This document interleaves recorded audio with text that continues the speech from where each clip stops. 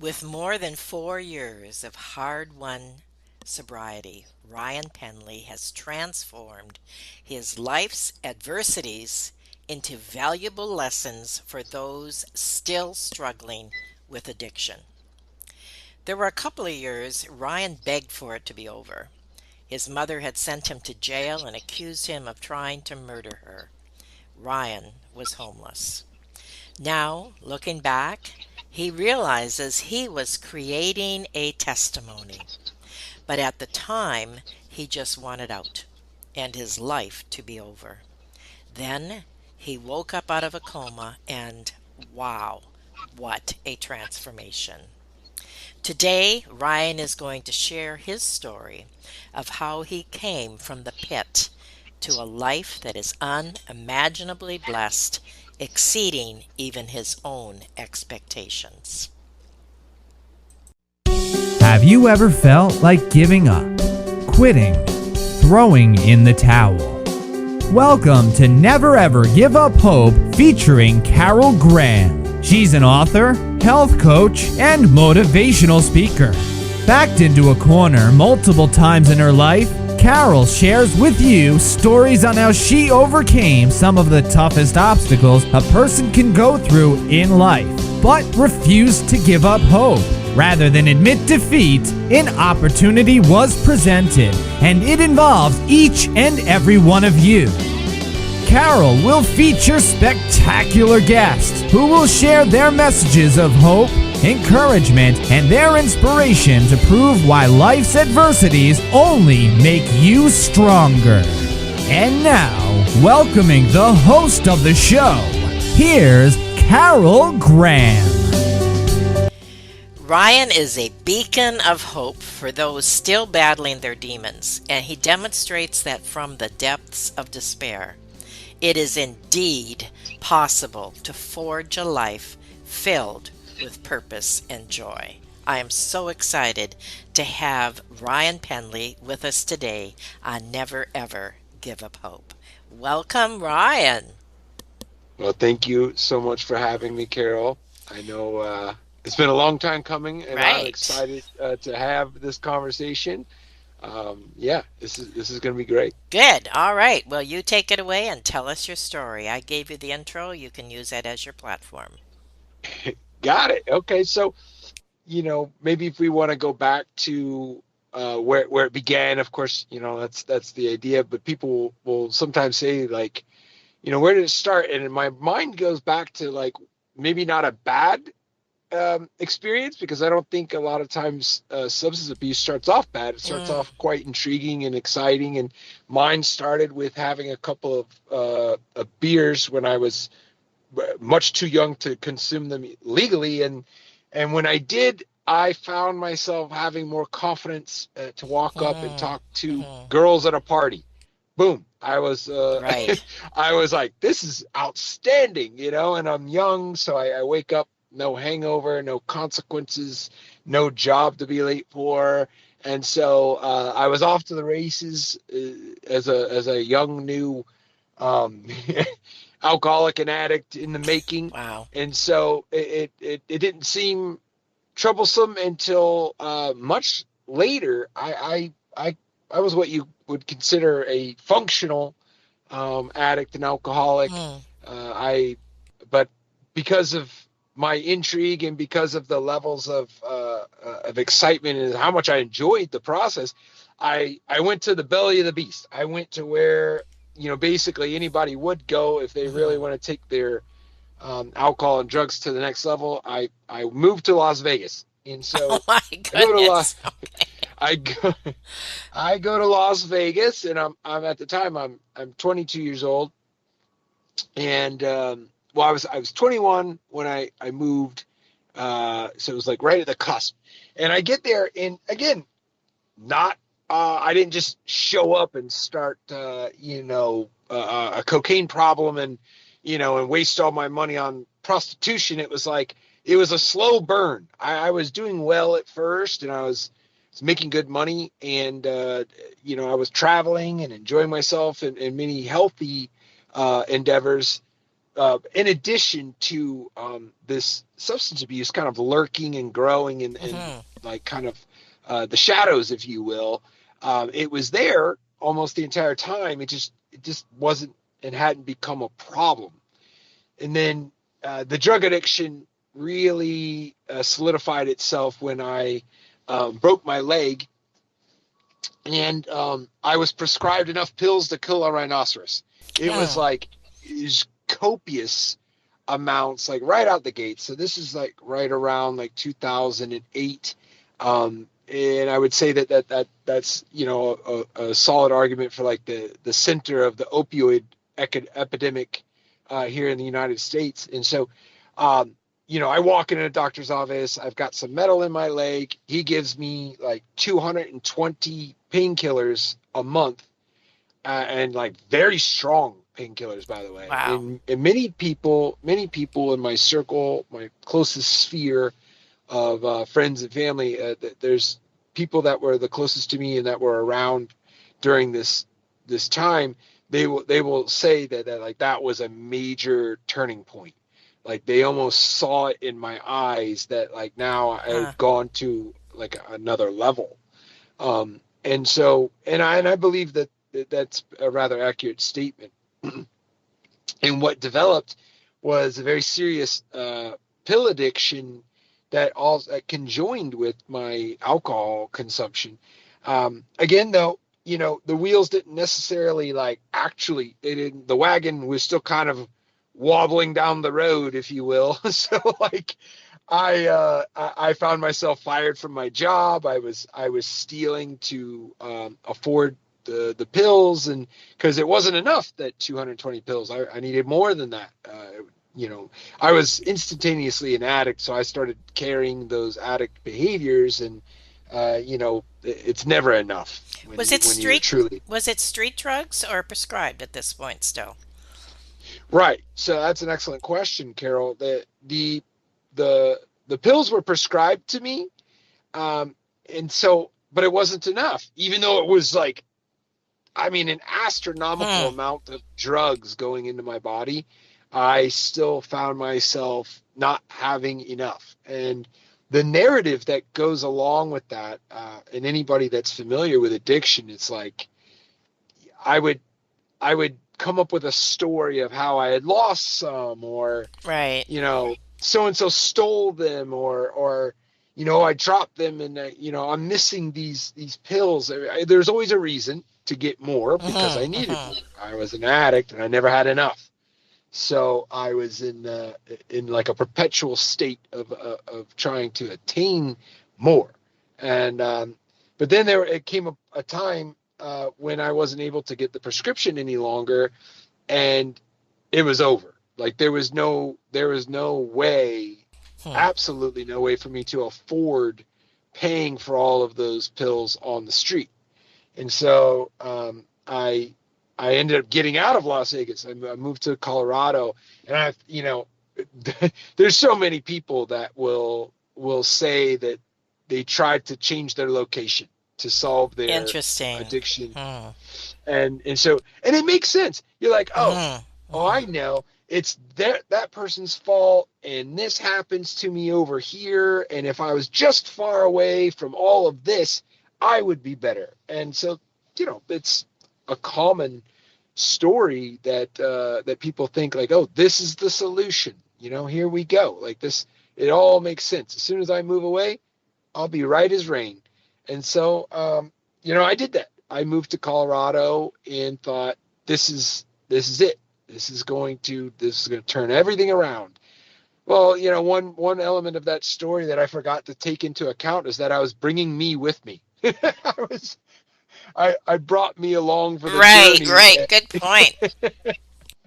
and me, I'm an addict.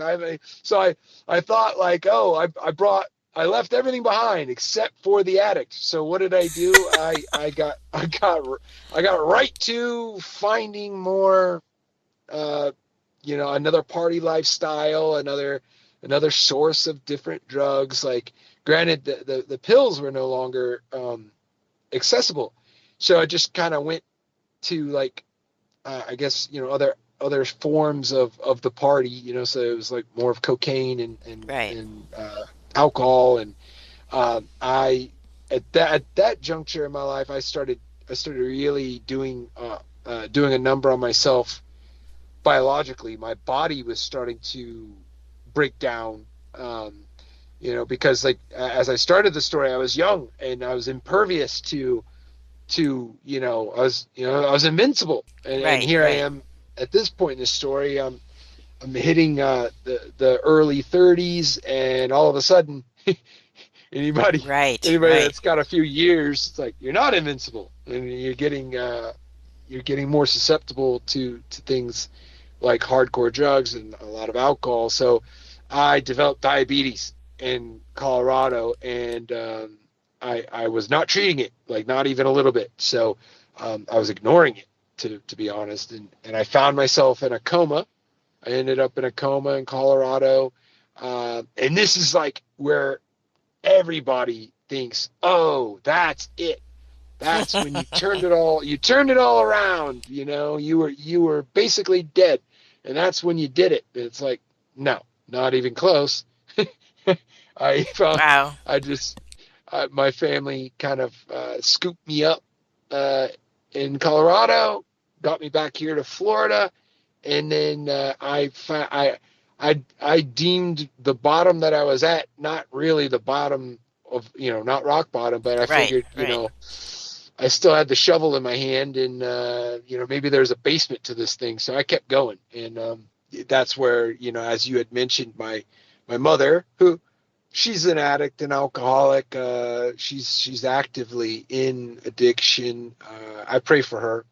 I Oh. pray for her, and I would, you know, it's sad, but at the time, if you got the two of us together in active addiction, bad news. It was bad news. She did send me to jail. The accusations were of murder. Now, I don't think I actually did any of the things she had said, but I Hmm. also wasn't in a position to defend myself Hmm. against accusations. And the reason why I say this is not to like clear my own name, but she had accused my stepfather, my biological father, her mother, several people of of like head wounds, Okay. and so right, and I'm not I'm not shedding the responsibility, because like I said, we were both under the influence, and there was definitely a confrontation. It just, I don't know the details of it, and Hmm. I would, I'd like to believe that I wasn't trying to cut her head off, but she wrote that down.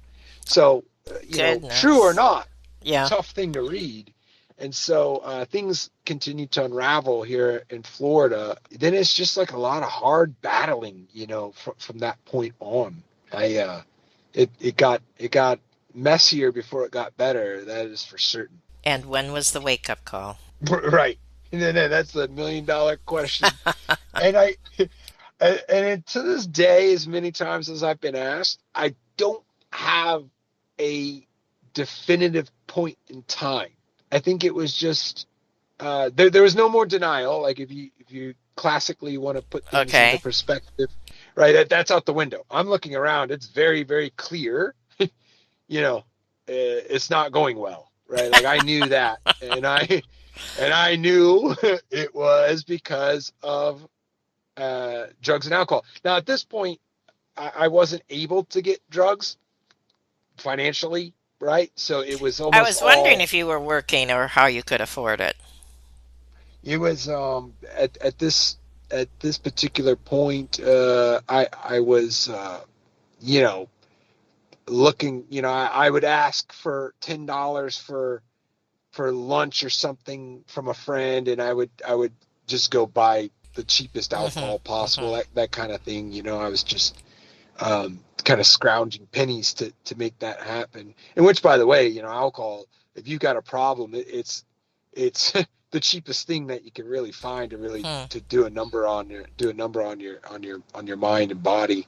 And so that it's like, okay, so when did it turn around? Well, I found myself what you call Baker acted here in Florida. It's called a Baker Act, and if you're deemed a threat to yourself or others, they hold you. They don't arrest you. You're not arrested, but they put you into a 72-hour hold in like a mental health hospital. So Mhm. this happened to me.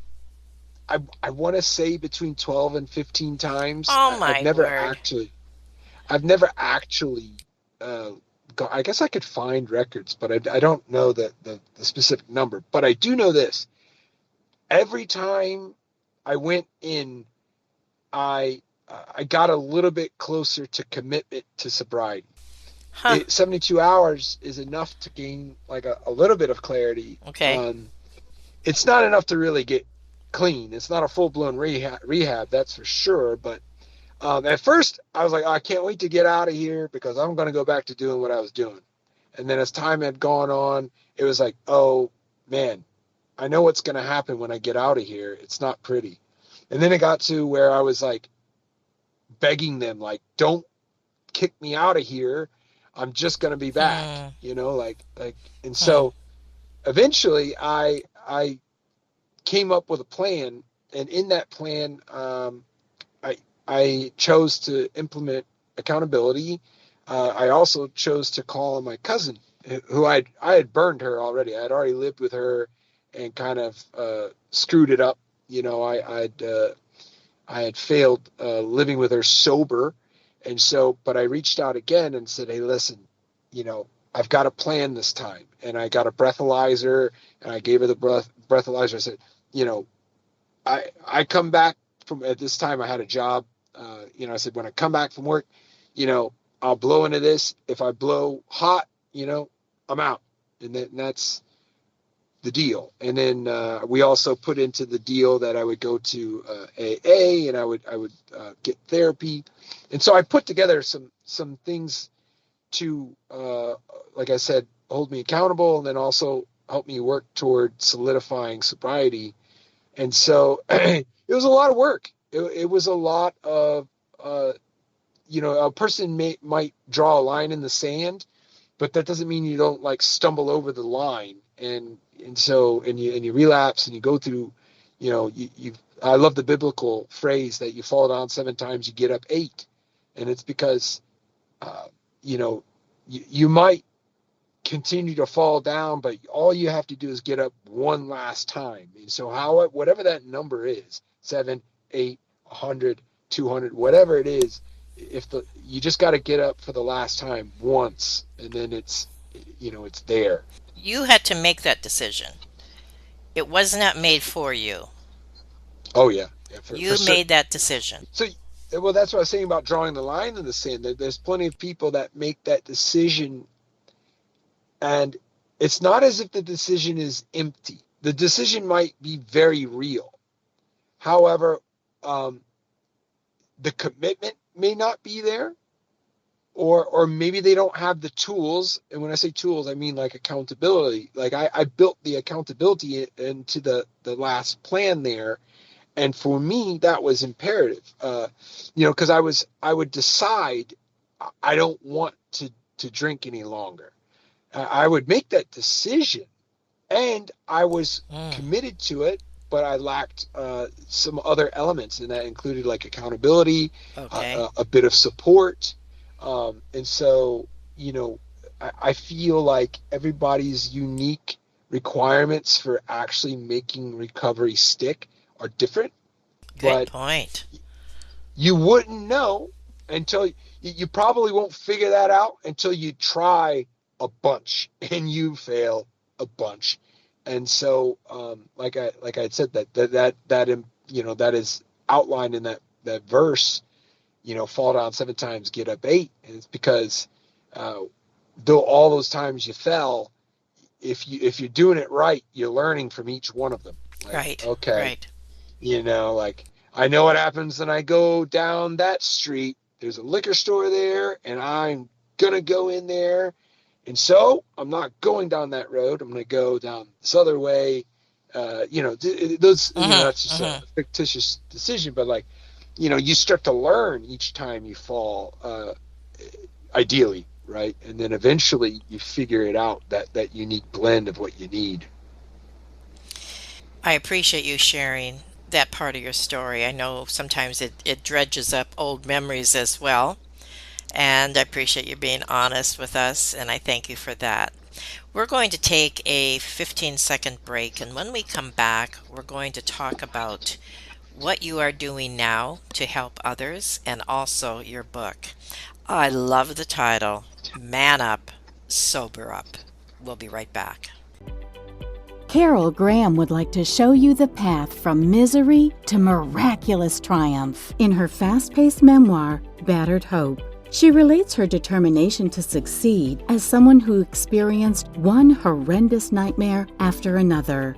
Gang raped and left for dead, loss of a child, husband falsely imprisoned, and cancer.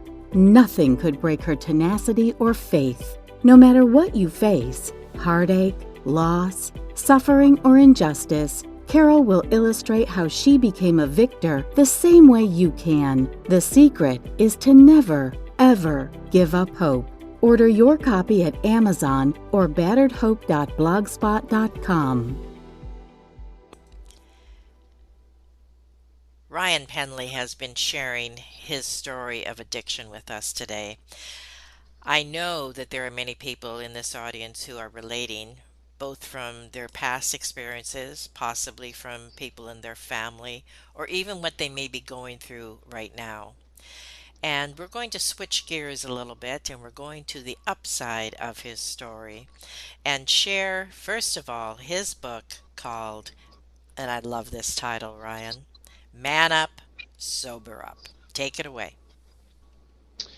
Yeah, so I wrote this book because I believe in my heart that if we, as humans, right, as people, if we've found some success with difficult problems in the world, it's our responsibility. It's our due diligence to share like what we've learned or the Mm-hmm. solution that we found. And now I doing that I'm only hoping that it helps some people. It's obviously not the end all be all solution for every person who has a problem with substance abuse or addiction. Um, However, it's a lot of my stories from the rock bottom, in addition to different methods and ways that I got myself out of that, right? And so I believe, like I said, I believe that it's my responsibility to share it. And so that came first, was the desire to help. I'm like, well, okay, Mm. this can't just go in vain, Right, that right. this with and as I was gaining traction in my recovery, there was plenty of people, and it would kind of like plant little seeds, like, oh, you're here for a reason. I would hear stuff like that. I Mm-hmm, was, mm-hmm. oh my gosh, like, look at what you've overcome. There must be a reason behind it. And then I started to think, okay, well, what could that reason be? And what better reason can there be than to help people in situations that I'm familiar with? And those situations are awful. Being in those Mm-hmm. situations are are are incredibly difficult. And so I thought to myself, well, what's the best way to get this message out? And writing a book can take guts for certain. So Right. I had to find that first, was the Uh-huh. guts to write it. And I got to work, and I Let me, found, once I. Ryan, let me just stop you there for a second. I'm sorry for interrupting, but you just made a point there about it taking. I'd like you to expound on that a little bit because you didn't give up. I assume you didn't give up and you Mhm. pursued it. So, what was the factor that kept you going? Because it's not an easy thing. That might help somebody else. Right. And so, well, if you notice, the way that I went about, and it's just the reality, it's exactly how it unfolded, is that I started with the why. And I just, it just naturally, it just fell into place. And so, because I had that before I had the idea of writing a book, I had the desire, or I was compelled to share solutions and help. So it was like, sometimes I think that people, if they don't have the why, and they do it backwards and like, oh, I want to write a book. That sounds cool. And oh, well, why would I want to do that? And then it's tougher to go about it that way. Now, I'm not saying it can't be done. And I'm not saying that, that it's not how some books are done, but like, I feel very strongly, and an example comes to mind, A Man's Search for Meaning, about, and gosh, I can't remember the author's name, but what he was in Nazi Germany, and he was writing a book before he became a prisoner in like Auschwitz. He had, while he's on the verge of death, the entire time, he had the reason for his why of surviving that camp. And I know this is a very extreme case, right? Which is why he's such a powerful author. Is that his why was there? He's like, why do I need to survive this Nazi camp? Because I have to finish my book. So maybe he had the book before he had the why, but that's a very extreme case. And so he ended up getting out and writing that book. And please, somebody Google that and figure out that author's name, because he's absolutely historically amazing.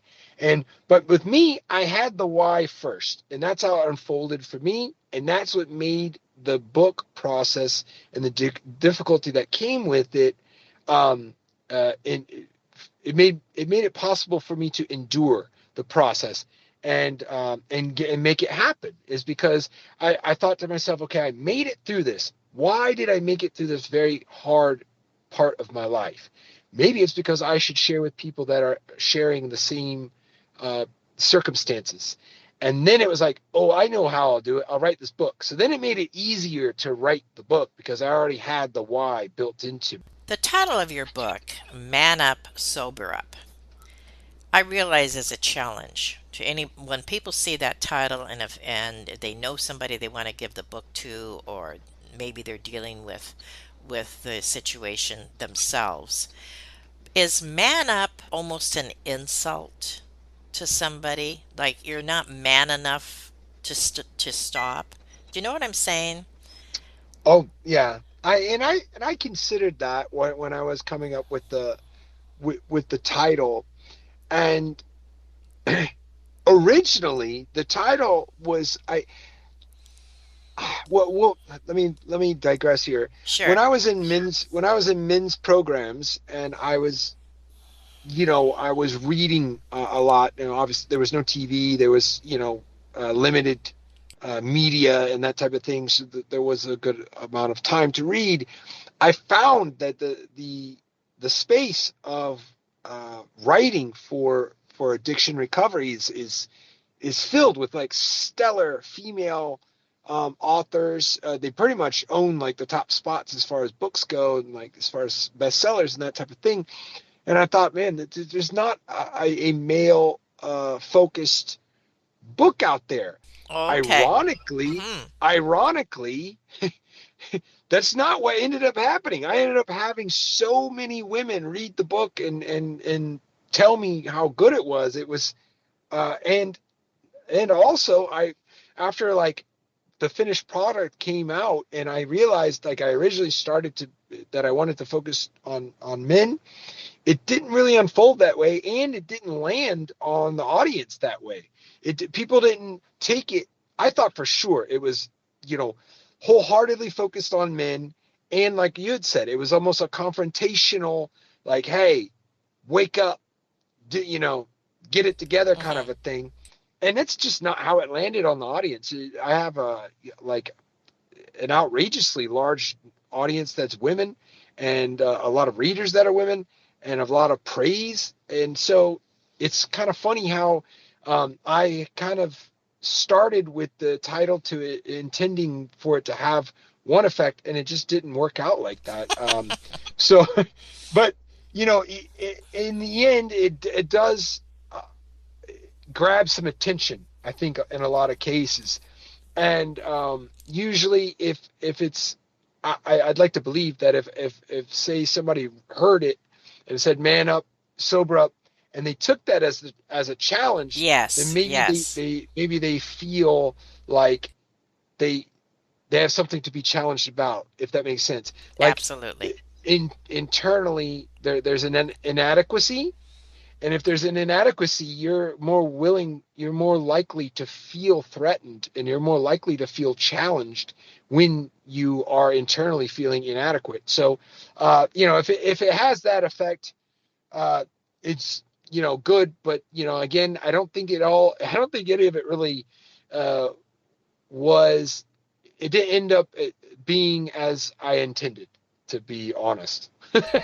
I appreciate that because I thought possibly, somebody in the audience or a few people, whatever, might have that question. So I'm glad that you clarified that, and I thank you for that. So tell us about Sober to Super. Right. Sober to Super is my new course that I'm offering through my website, and it's a compilation of videos by myself uh, with they outline the Sober to Super system, and the system that I have now, I've been polishing as I've applied it in my life. It really can take somebody to another level after they've gained some traction in sobriety. And I'll tell you why I started creating this program is because once I got a little breathing room in sobriety, I, I found myself wondering if that was it. I was like, okay, I'm like a year sober, and that was, at first, while you're in the trenches, and then I'll be very clear about that. The program isn't necessarily to get somebody sober when they're scratching and clawing like in the trenches. I understand that portion of the recovery journey. The program isn't necessarily for them. And, I think an asterisk to add to that is like, I'm not a doctor, and I'm not a therapist. And so, when it comes to those people, and there have been some people that have reached out to me and they're in dire needs, and I'll tell them, you need professional help. You need a rehab. You need to go, like, some people that might be suicidal, things like that. I'm not fit. I'm not, I don't have the credentials to like really help there. But so back to the program, I help, and it's intended to help people that have gotten a bit of traction in sobriety, and they're thinking, well, wait a second, if I got sober, what else can I do? What Mm, other right. levels can I reach? Can I get another career? Can I start a family? Can I reach a certain level of income? Can I get in the best shape of my life? And I'm saying these things very specifically because that's what I've done. I just Mm. had a 3 month old, my boy, my firstborn son. He's 3 months old. I got Aw. married about like, well, let's see, I got married like less than a year ago. so like I started, like, once I got sober, I was like, okay, well, this is cool, and I'm sober, but, well, now what is there? Mm, Maybe mhm. there's another level. Maybe I can have a family, because at one point I didn't think that was even possible. I didn't think I could have a successful solopreneur source of income. I didn't think that I'd be able to write a book. I didn't think so. It was like, okay, well, there's like, I went, if I asked myself that question, well, I'm sober. Well, now what? I asked myself that a lot. So it was like, okay, I want to help those people. I want to say, okay, now that you're sober, guess what we're going to do? We're going to kick it to high gear. And so the Sober to Super program is just that. It's getting, now that you're sober, let's get super. We're gonna kick this thing up a notch, and then that's the whole point of this system that I'm rolling out. I love that. You're sober. Now what? There's your next book. Right? Yeah. Well, All yeah. right. Thank you so much for sharing all of these things you have shared with us today. Is there anything in summary that you would like to add? I would like to add that for people that have been hit by such a very tricky and very difficult and very tragic circumstance as substance abuse, you've got to know, first of all, that it's possible.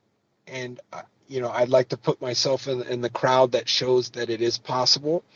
And then if you have that, which is imperative, then you just gotta just never quit. Don't give up on the ones you love, and don't give up on yourself. Well stated. Thank you.